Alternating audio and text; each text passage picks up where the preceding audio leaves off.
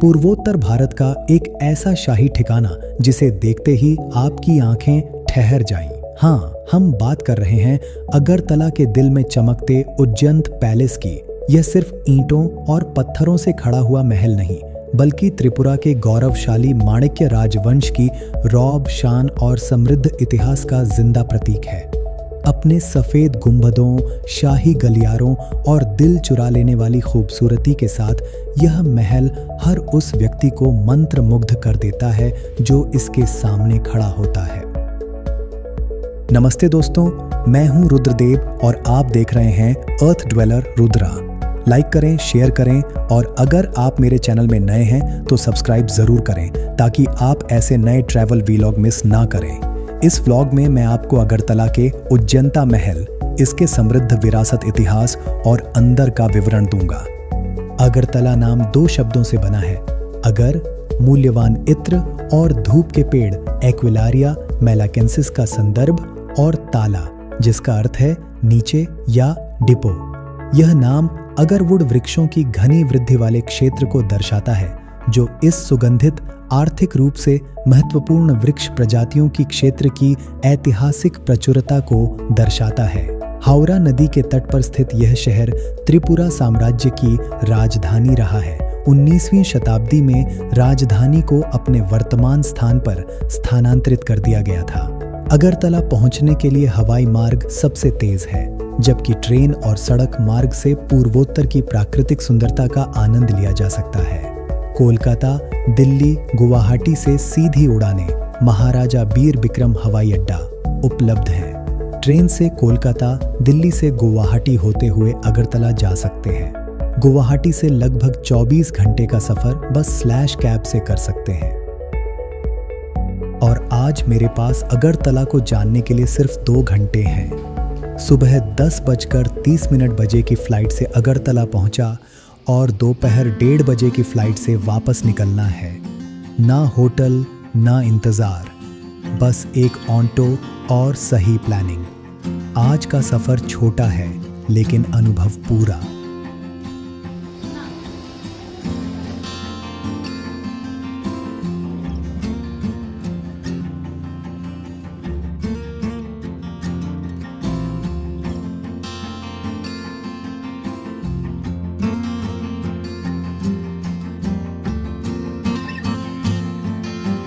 यहाँ पे कुछ लोकल ट्रांसपोर्ट लेके कुछ एक्सप्लोर करते हैं।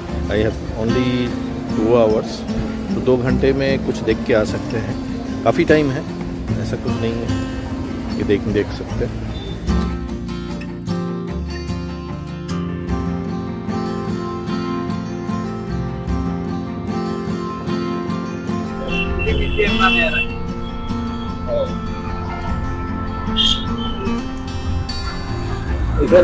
রিসেন্টলি কিছু গোলমাল হচ্ছিল না কিছু বাংলাদেশ। मैं अब भी शानदार उज्जैंता पैलेस के सामने खड़ा हूँ।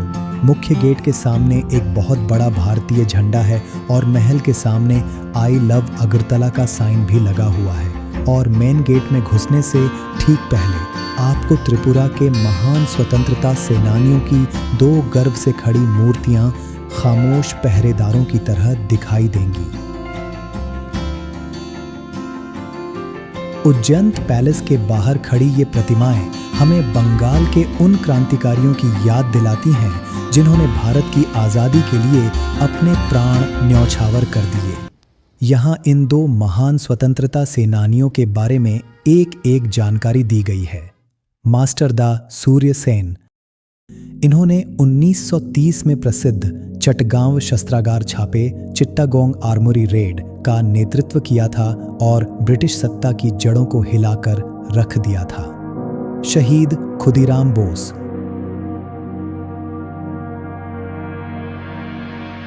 ये भारतीय स्वतंत्रता संग्राम के सबसे युवा क्रांतिकारियों में से एक थे, जिन्होंने मात्र 18 वर्ष की आयु में हंसते हंसते फांसी के फंदे को चूम लिया था।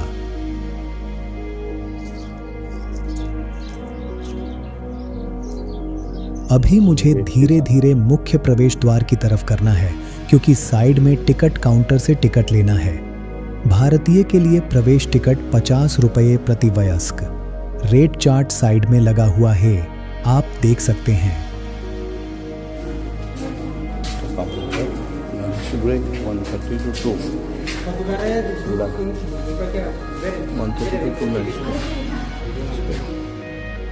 उज्जैन महल के मुख्य प्रांगण से गुजरते हुए दोनों ओर दो समानांतर मार्ग चलते हैं जो आगंतुकों को धीरे धीरे महल की ओर ले जाते हैं। इन मार्गों के दोनों तरफ फैली हरियाली और सजे हुए बाग वातावरण को शांत और आकर्षक बनाते हैं। मुख्य रास्ते के समानांतर दोनों ओर दो सुंदर झीलें भी हैं जिनका स्वच्छ जल महल की सफेद छटा को प्रतिबिंबित करता है। चलते हुए इन झीलों की ठंडी हवा और चमकता प्रतिबिंब पूरे अनुभव को और भी मनमोहक बना देता है।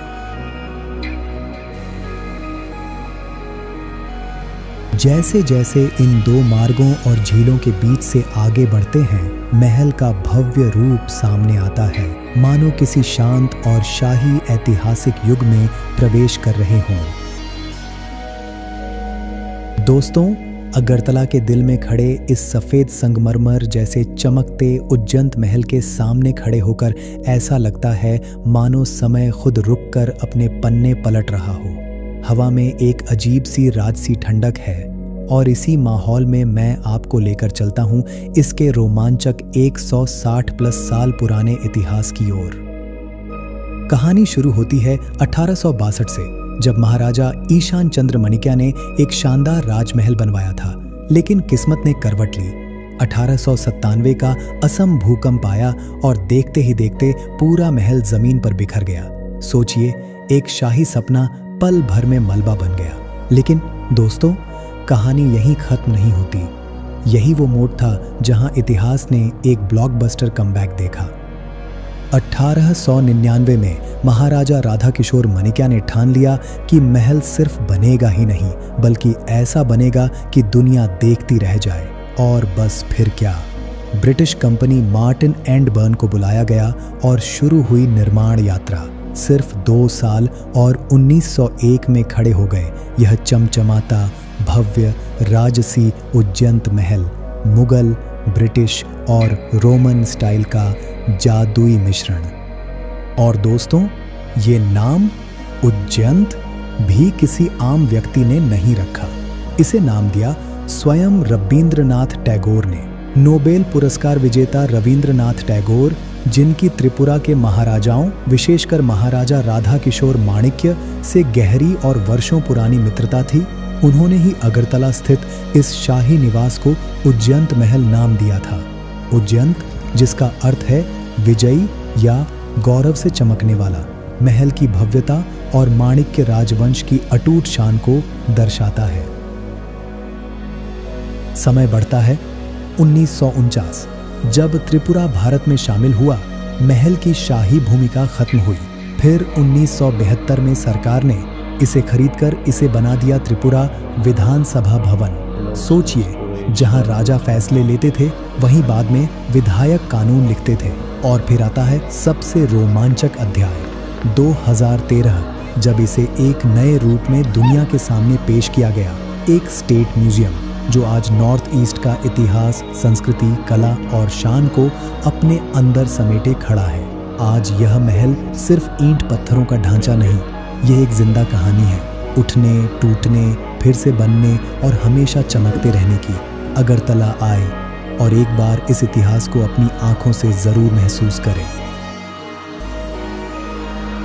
अब चलिए उज्जैन महल के अंदर कदम रखते हैं, जहां हर गलियारा, हर कमरा और हर कोना इतिहास की सांसों से भरा हुआ है। दिलचस्प बात यह है कि महल का प्रवेश निचले हिस्से ग्राउंड लेवल से होता है, जबकि बाहर निकलने का मार्ग महल के ऊपरी हिस्से से जाता है, जिससे अंदर घूमते समय एक प्राकृतिक प्रवाह और दिशा बन जाती है।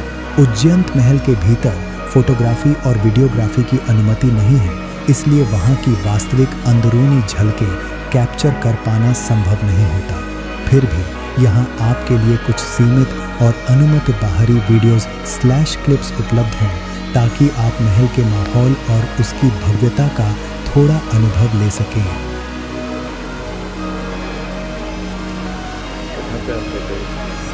पोस्ट है पे लिखा है। यहाँ से उस तरफ ये बांग्लादेश है, तो बांग्लादेश साइड हम लोग ये बॉर्डर के तरफ आए।